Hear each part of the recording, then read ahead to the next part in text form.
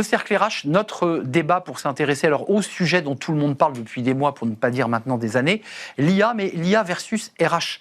Comment les services des ressources humaines intègrent, utilisent cette IA générative, et puis comment vous, candidats, vous inondez les boîtes, les plateformes de candidats qui viennent inonder les grandes entreprises, parce que vous pouvez aujourd'hui, vous le savez très bien, envoyer des dizaines, des centaines de CV et de candidatures toutes prêtes.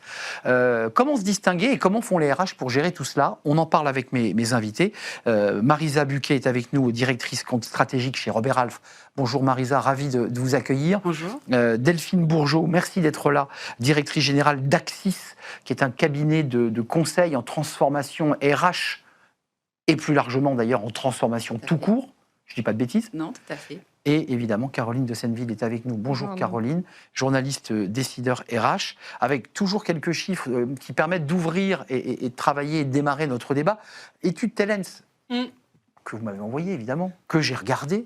Et je me suis dit, elle est remplie de paradoxes, cette étude. Oui, parce qu'elle confirme ce qu'on sait, c'est-à-dire que la majorité des recruteurs estiment que l'IA standardise les profils, 82% d'entre eux, donc soulève cette difficulté. Et pour autant, c'est une grande majorité qui l'exige, 69%, de pouvoir en bénéficier dans leur processus de recrutement. D'accord. Et en décryptage, vous, mesdames les expertes, avant de rentrer dans vos sujets, mais comment vous regardez ce sujet, cette espèce de grand écart à la fois, il y a de l'automatisation, l'IA automatise, et en même temps, les gens exigent qu'on l'utilise. C'est ça que vous nous dites. Oui. C'est complètement contre-intuitif, non, Delphine?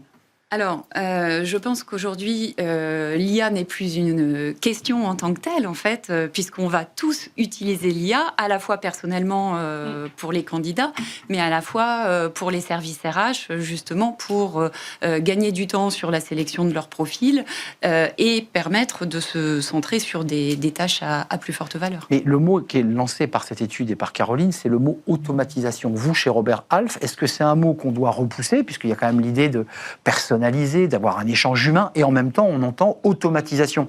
Vous le mettez où, ce mot? Au début du processus de recrutement? Oui, absolument. Alors, c'est vrai qu'on ne peut pas passer à côté de l'intelligence artificielle. Donc, il va y avoir un process d'automatisation au départ, que ce soit donc côté candidat comme côté recruteur. Mais l'important, c'est évidemment de garder l'humain dans la suite du process. Et c'est ce qui va permettre de faire un recrutement réussi. Donc, on peut l'utiliser pour gagner du temps. Il va y avoir évidemment des contreparties dont j'imagine on va reparler, comme voilà, des centaines de CV supplémentaires qui peuvent être reçus. On le voit aujourd'hui. Qui rendent fou les RH. Hein. Oui, on le voit il y a 3 ans quand on postait un poste voilà, pour un DAF, on recevait 300 candidatures sur 3 semaines. Aujourd'hui, pour le même poste, on va recevoir 600 candidatures en 4 jours. Donc c'est vraiment... Ah oui, c'est numérique. Exactement. Donc il y a du positif et il faut voir aussi évidemment les aspects, les garde-fous. Comment est-ce qu'on travaille, comment est-ce que les recruteurs s'adaptent à ce nouveau mode de candidature. Mais donc ce que j'entends là, c'est qu'on a accéléré le nombre de candidatures qui vont arriver dans des temps records, donc parce qu'on a automatisé côté candidat, on l'entend. Ça veut dire qu'en face, côté RH, on est obligé de faire la même chose, de répondre par de l'automatisation. Enfin, il n'y a pas un humain qui peut classer des fiches Bristol qui arrivent toutes les 10 minutes. On est d'accord? Comment? C'est ce que vous disent vos clients, j'imagine. Exactement. On a beaucoup plus de candidatures et des candidatures qui sont aussi plus lisses.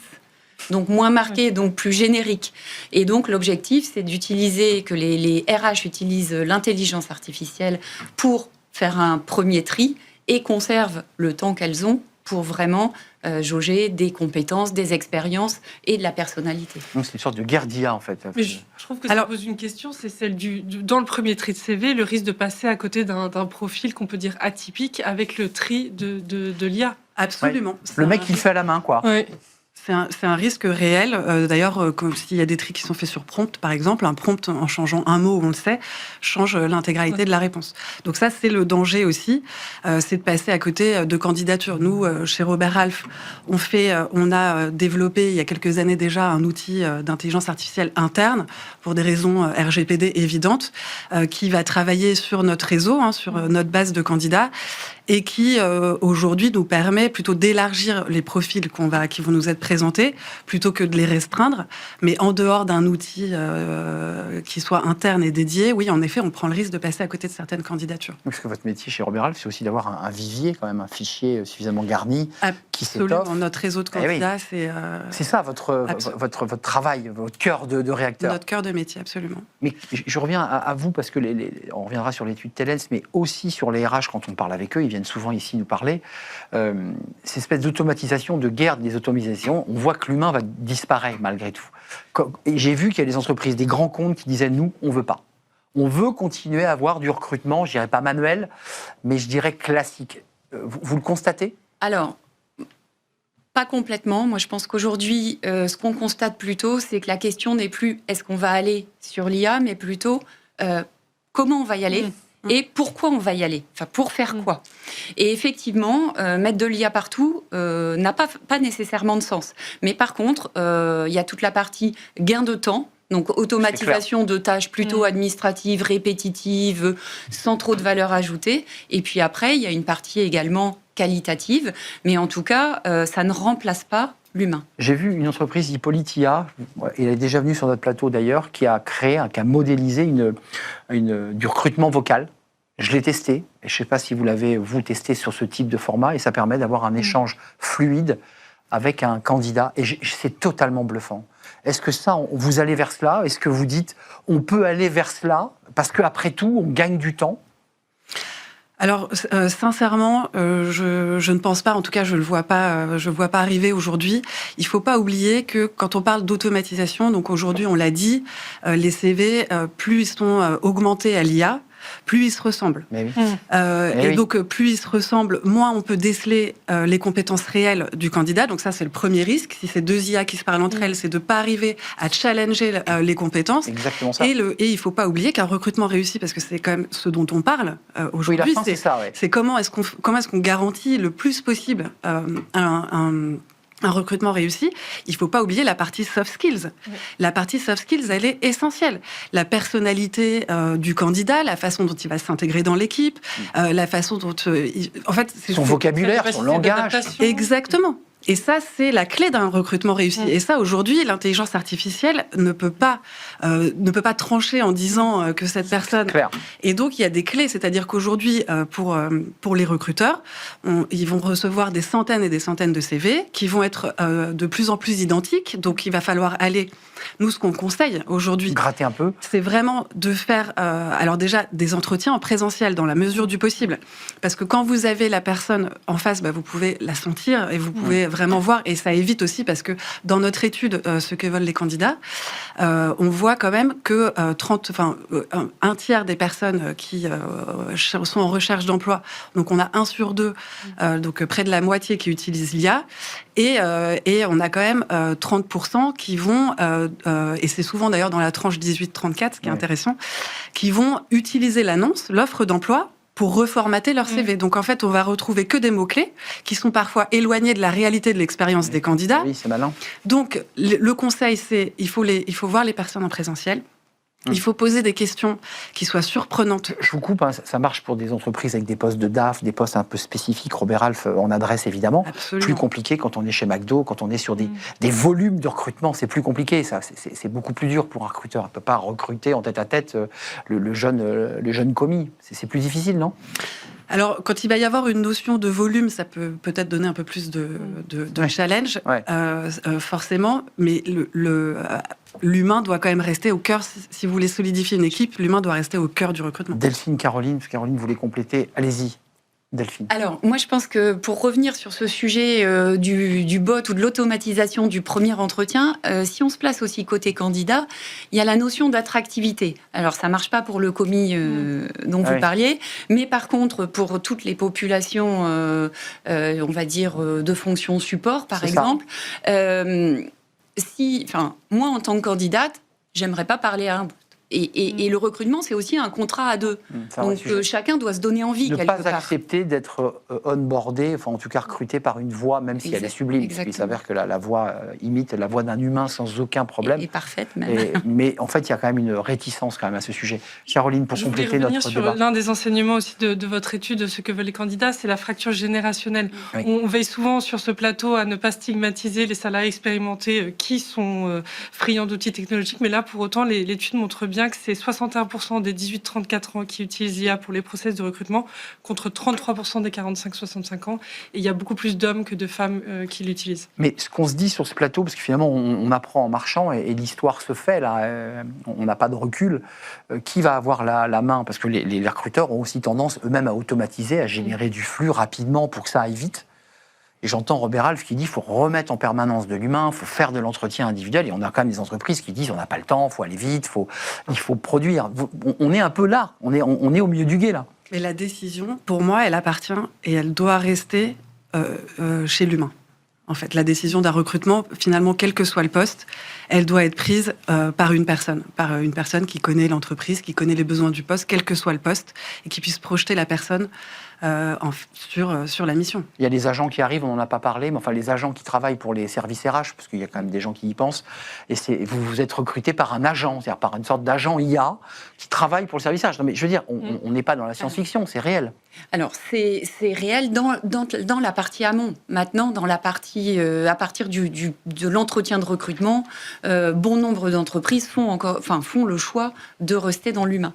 Je pense qu'il y a un élément qui est intéressant aussi sur cette partie-là, c'est toute la partie éthique.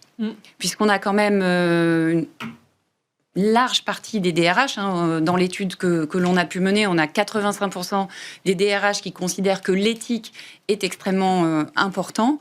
Alors, par rapport à ça, il y a juste 9% qui ont mis en place une gouvernance éthique, mais même l'IA Act qui arrive demain en obligation pour les DRH doit permettre aussi de réguler l'ensemble du dispositif. Excusez-moi, d'un côté c'est la jungle, côté candidat, je m'autorise à le dire aussi, cash, il peut faire ce qu'il veut, créer son CV, prendre, prompter.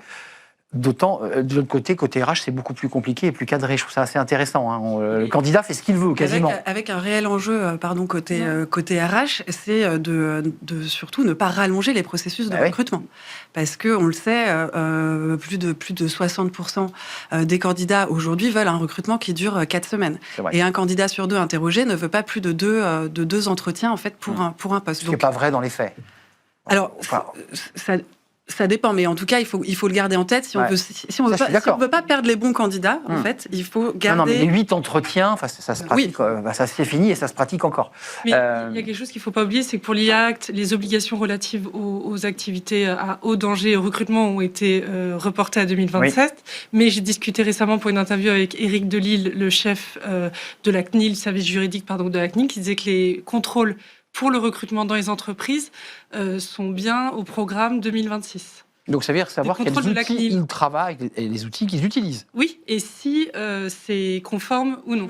C'est ça. Donc ça veut dire que vous et vos clients allez être contraints aussi sur les outils à utiliser et ne pas aller trop loin. Et j'évoquais tout à l'heure Hippolyte, avec des voix IA humaines, avec des sélections qui se font uniquement par des agents. Tout ça sera interdit, de toute évidence. Et sachant que les candidats, on le sait peu, mais ont le droit de demander une réévaluation de leur candidature en cas de refus. Et vous avez le droit, vous, de demander aux candidats qui se pointent en lui disant, mais alors, la part d'IA dans tout ça, votre CV, il a été fait à combien? Ce serait intéressant. Non, mais je souris. Mais enfin, il faut que ça soit équitable des deux côtés. On peut vraiment, évidemment, poser la question. Après, si on peut douter potentiellement oui, je l'ai fait tout seul. De la réponse. Donc c'est pour ça, en fait, il y a des leviers pour aller chercher, donc, comme je le disais, des entretiens en présentiel, des questions inattendues, surprenantes, qui n'ont pas pu être préparées en amont, justement, avec l'IA, des contrôles de référence avec l'accord, évidemment, il faut toujours l'accord du candidat, mais ces contrôles de référence qui vont nous permettre d'aller valider et les hard skills et les soft skills et la véracité des expériences. Vous allez peut-être me contredire, mais j'ai vu qu'on pouvait aussi faire des recrutements sur IA. C'est-à-dire, je suis sur Claude, je dis bonjour, je suis journaliste, je cherche un emploi à la télévision, et Claude va m'apporter potentiellement, parce que j'ai vu qu'il y avait des entreprises qui commençaient à mettre leurs offres sur Claude, et j'allais avoir un accès presque direct aux 5 ou 6 offres d'emploi mirobolantes pour être présentateur de télé. Vous le savez, ça ou pas ? Alors, il est clair que Claude ou d'autres proposent de vous servir directement, plutôt que d'aller chercher, on switch dans une autre logique. Donc maintenant, il faut que tout vienne à vous. Non, mais je vois Marisa qui évidemment, qui se dit c'est inquiétant ça quand même que le Claude, l'IA générative génère elle-même son offre et ses propositions. Enfin, tout d'un coup, c'est une manière de contourner les institutions et vous en faites partie. Mais il va y avoir, encore une fois, beaucoup d'utilisation, de développement sur l'intelligence artificielle, et ce qui va perpétuellement challenger la façon dont on recrute et la façon dont les recruteurs abordent le marché. Vous y voyez une inquiétude dans ce qu'on se raconte là ? C'est-à-dire, en fait, une disruption du modèle de recrutement. Je pense que vous avez employé le bon mot, c'est une disruption. Donc aujourd'hui, alors dans le métier de recruteur, mais dans le métier du conseil, dans tous les métiers de l'entreprise ou quasi tous, il va falloir qu'on travaille autrement, qu'on travaille avec l'IA, mais qu'on travaille autrement. Pour autant, les métiers ne vont pas disparaître, ils vont être faits différemment. Mais vous, en interface entre des grands clients, des grands comptes et des candidats, vous les voyez, vous, par expérience, vous et vos équipes, que le CV qui vous arrive, même si c'est un cadre supérieur très, très diplômé, est-ce que vous voyez assez rapidement que c'est un CV IA ? Enfin, je veux dire, avec le métier, on le voit, ça, non ? Les CV IA sont assez lissés et reprennent beaucoup de mots-clés de l'annonce. Donc ça peut être des éléments de piste, mais c'est surtout nous, ce qu'on va conseiller aujourd'hui aux candidats. C'est évidemment, je pense que c'est une bonne chose d'utiliser l'intelligence artificielle, ça fait gagner du temps, ça peut permettre de corriger le CV, des lettres de motivation. Ça donne la forme aussi agréable. Exactement, mais il faut vraiment en avoir un bon usage. Aujourd'hui, ce qui va faire la différence sur une pile de CV, ça va être la précision, le détail dans les expériences. Qu'est-ce que vous avez vraiment apporté à l'entreprise pendant cette expérience-là. Il faut aller jusqu'au niveau de détail. C'est les CV qui vont ressortir du lot. C'est ceux qui vont apporter le plus d'authenticité et le plus de détails sur les expériences passées. Caroline. Non, mais pour autant, dans votre étude, dans les raisons principales invoquées par les candidats pour l'usage de l'IA, il y a le fait de personnaliser le CV. Donc, ils n'ont pas forcément conscience... Absolument, des risques que ça représente. Ils sont persuadés qu'ils sont originaux. C'est personnaliser le CV avec l'annonce, principalement. Ouais. Ce qui considère comme une personnalisation pour l'offre d'emploi et qui, en fait, quand c'est fait par 300 personnes, du coup, on reçoit 300 CV qui se ressemblent beaucoup. Avant de nous quitter, c'est juste une question qu'on pose comme ça au milieu. On nous vend l'IA comme un accélérateur de performance, on gagne du temps, enfin, on nous le vend comme un outil absolument extraordinaire. Vous gagnez du temps, vous ? Enfin, est-ce que vous avez un ROI, vous qui êtes des experts du sujet ? Est-ce que pour l'instant, vous nous dites, on ne sait pas ? On est un peu là, dans une forme de tâtonnement, parce qu'on n'y voit pas clair. Alors, nous, chez nos clients, ce qu'on constate, c'est qu'il y a deux écoles aujourd'hui. Il y a plutôt les pionniers qui, eux, ont une stratégie et savent pourquoi ils mettent en place un certain nombre d'agents IA. Et là, on voit un ROI direct. Après la phase d'apprentissage, bien sûr. Et après, il y a ceux qui sont encore en phase d'expérimentation, où là... Plus prudent ou plus dispersé. Et là, il n'y a pas de ROI tant qu'on n'est pas dans la phase plutôt d'industrialisation et avec une stratégie assez claire. Vous, Robert Alt, vous êtes au carrefour, finalement, entre les candidats et les entreprises qui recherchent les candidats, et vous êtes ce cordon ombilical qui va faire cette rencontre.